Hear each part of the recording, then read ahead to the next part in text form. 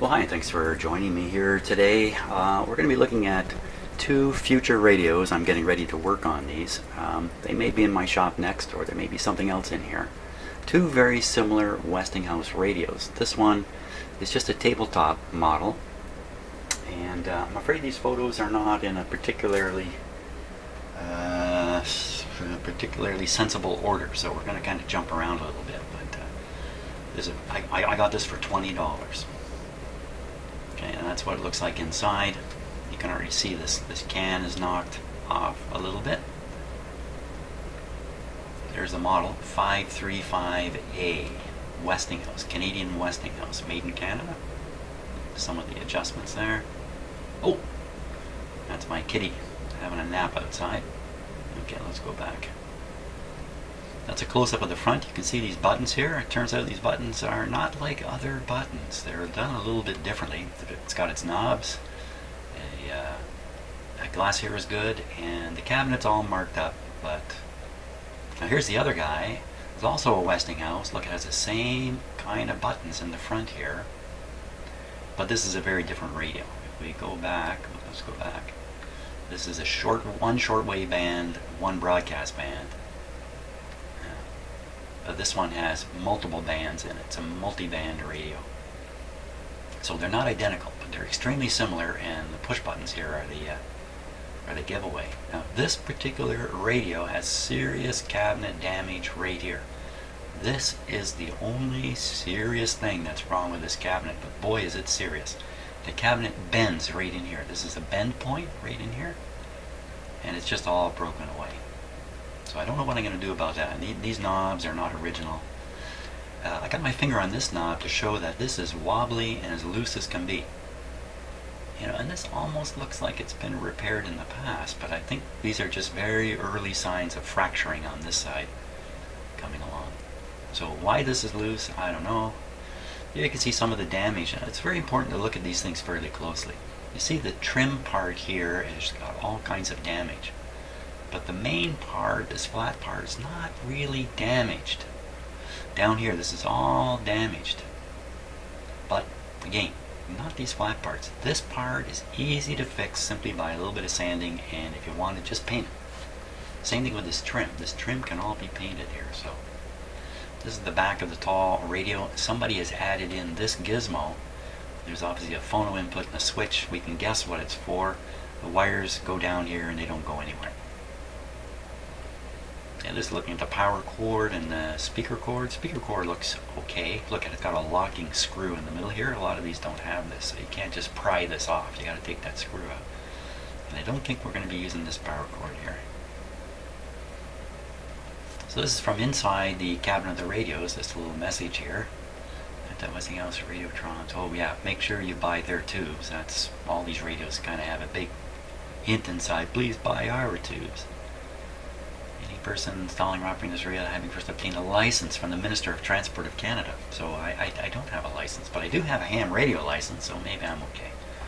And look, they changed the rectifier tube January 11th, 1957. January 11th, 1957, I was 1 month and 2 years old. Oh, just revealed my age there, didn't I? There's the two of them together. Now you can see the similarities in the buttons, but there's a lot more buttons on this radio than there are on this one.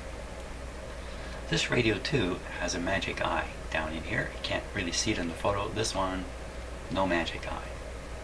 There's some similarities in the cabinet too. If you look at the way this is bent, this piece here is a very interesting curved piece there, and curved in here, you see something similar going on here. Not the same, but similar. Beautiful sunny day when I was doing this outside. That was all the dust involved. I'm doing this outside. There's the two of them looking in the back. They look very similar, but not identical. But very similar radios. Particularly look at this part here. Look at it. It's like the same sort of thing here. Lots of similarities in these two radios. Both Westinghouse, both Canadian Westinghouse. There's a nice shot of my shadow on the back of these two radios. And we're looking inside the smaller, this is the smaller radio. Just some of the dirt and debris. Back to the big radio now, chassis out. You can see that this piece, this board has, it looks like it's got two thin layers of wood laid on top. I can't think of the proper word for it. Veneer. Two pieces of veneer, and this is all come loose here. There's a veneer issue right here too. But this is inside the radio. Who really cares? Important, do not remove speaker plug with power turned on. Lots of dust here. You can get another shot of this board. Looking in the corners here, the corners look pretty good. The cabinet itself is pretty strong. I'm just showing that this top surface, maybe I should just pull it right off, or probably best just to leave well enough alone. When I was poking around, this piece of wood fell out. This is a corner block. You can't really see where it goes. It goes down under here to steady the corner. The other three corners are good on here. But just lots of moisture effects over the years. There's a shot of how much this is just falling right off. Is this important? Why did he even put a board in with this fake surface on it? I don't know. Same thing down here. Not critical. Whoops, did I bump it? Yeah. So here's the weird thing about these push buttons. You see them all here. You can see that when you push the button, it's driven into something on the radio. It hits the push button on the radio. But these pieces, they're just sitting in here. There's nothing particularly holding them. This one I just pushed through. This one I pushed out a bit so you can kind of see. So it's kind of a really super simple way of doing it. Now what happened here? This looks not exactly sure what I'm trying to show here. Oh yeah, here's a closer look at this damage here. Really not sure what I'm going to do in this area. This is the main actor in the whole thing. If I can't make this look reasonable, this radio will never look good. This is what it's all about. That's an attempt at looking up in this way, but the focus didn't come out very well on it. I was looking at the plastic window here. It's all filthy, but chances are that'll clean right up. Still be yellow, but it'll clean up nice. There's a speaker showing the amount of dust on it. It's a lot of dust. Judging from that power cord, this radio hasn't been on in 30, 40 years. That'd be my guess. Just been sitting, collecting dust. There's the top of the chassis. After it's pulled out, you can see the magic eye tube here. And spider remnants and a thick coating of dust on here. No one's been touching this for a long time.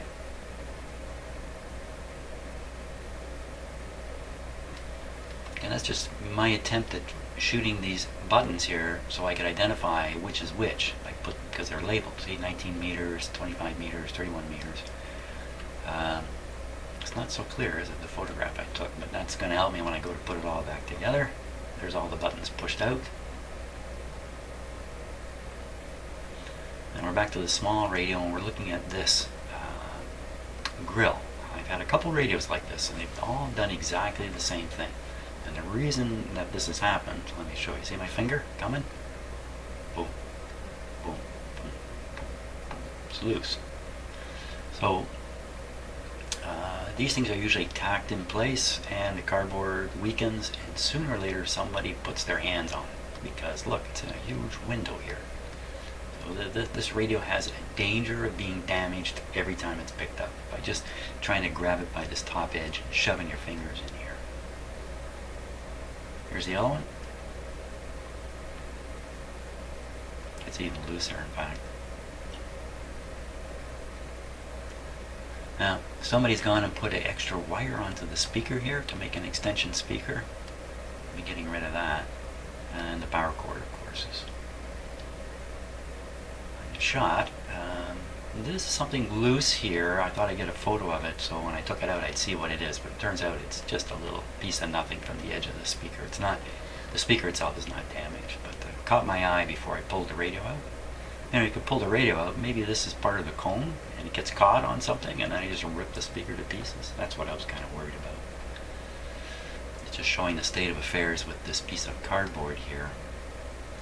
And that's what's holding it in, that one staple there. This is a close-up look at this tipped can. You know, this is a big warning. This could be seriously damaged, but probably not. There's probably enough slack in the wires under the can that tipping it like this hasn't done anything.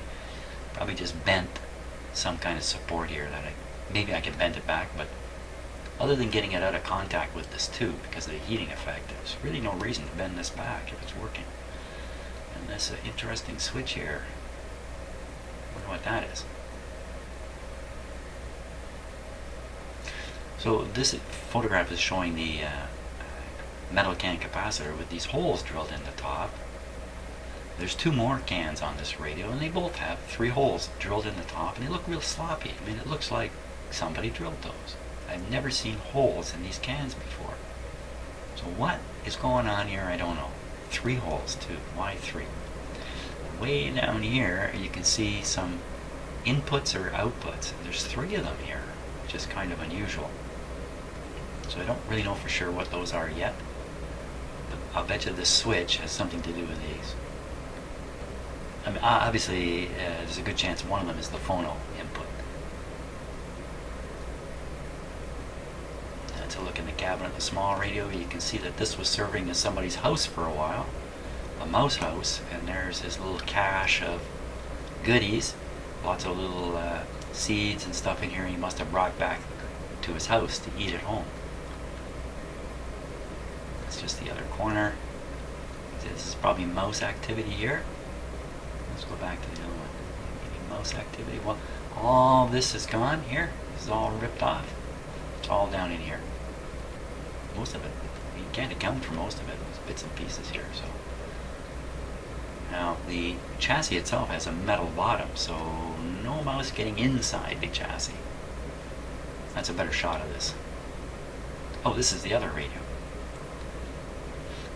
Patent's up to 34. I think this radio is from, or it says 38 there. So this is a 39, 1940 radio, somewhere in that range. Showing the tubes.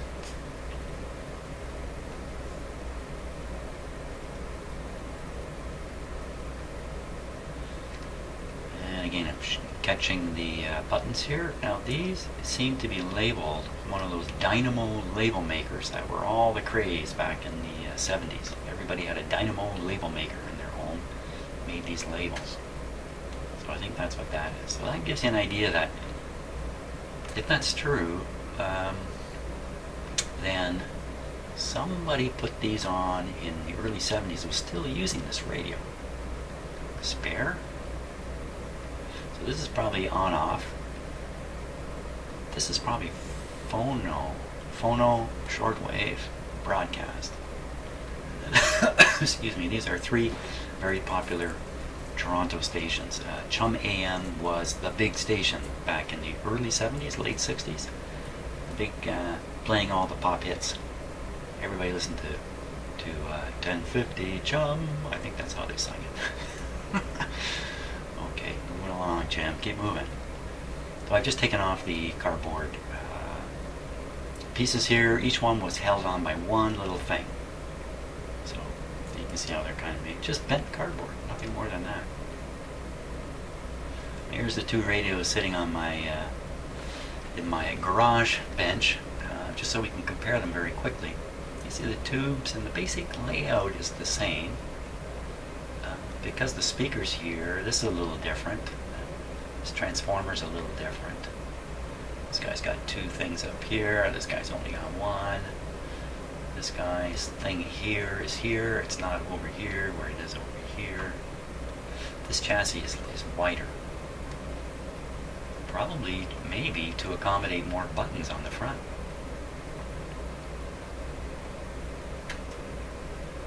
Now, did I get a shot of these capacitors? I did. Okay, so this capacitor has this extra set of blades here. This one doesn't. So this is screaming out to me that this is a much better radio. Something more is being tuned than in this one. Like this will be front end tuning here and oscillator tuning here, and this one's going to have an extra thing. It's got the magic eye, so this is a bit more buttons. More buttons. This is a better model here with a great big speaker and a great big cabin. Those are my feet, by the way. And that's the last photo. So that's coming. I may well be doing a different radio first, but I wanted to get these two chassis out of the cabinets so I could do the cabinet work while I'm plodding along, doing everything else. So that's what's coming. Two Canadian Westinghouse radios. I don't know if I'm going to do them both at the same time. They're pretty big on my bench. They're really a little different, so I don't think I'm going to do them one at a time. I think I will do them one at a time, rather. There we are. Thanks so much for watching, and see you on the next video.